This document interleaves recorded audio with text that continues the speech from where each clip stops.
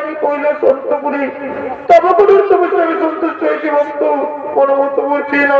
তুমি যেমন চাইনি ভক্ত সঙ্গে সঙ্গে আমি তোমায় সেই মনে করিব সমর্পণ। এসো রাম মাতা আপনার চরণে জানাই শতকোটি প্রণাম। ওগো মাতা যদি মোর কঠোর তপস্যায় সন্তুষ্ট হয়ে থাকো তাহলে কৃপা করি আমায় আমার অন্তপর করো ভগবান সর্বমর্ত পাতাল ত্রিভুবন মাঝে তব কৃপাই যেন হয়ে থাকে আমি চির অমর।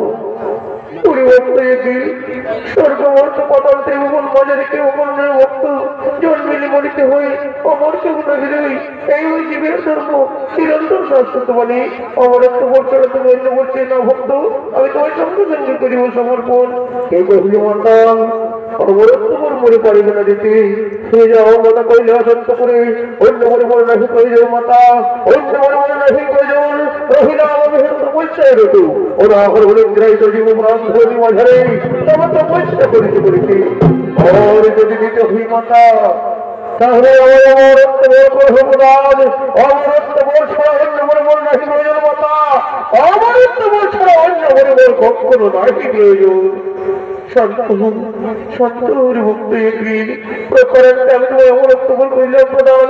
আজ হইতে যত প্রদান দেব মোর মজারি হইতে চির মোর দেব দত্ত জয় করি তোমার কিঙ্কর কিশোর কাহারও মধ্যে তোমার না হইবে মরণ তবে হে ভুল করিয়া কখনো এই স্বর্গ অর্থ প্রদান দেব মোর মজারি না করি অধর্ময় করুন শক্তির অহংকারে কখনো করিও না দেবতাদের সঙ্গে বিবাদ তা না হলে প্রয়োজন মনে তো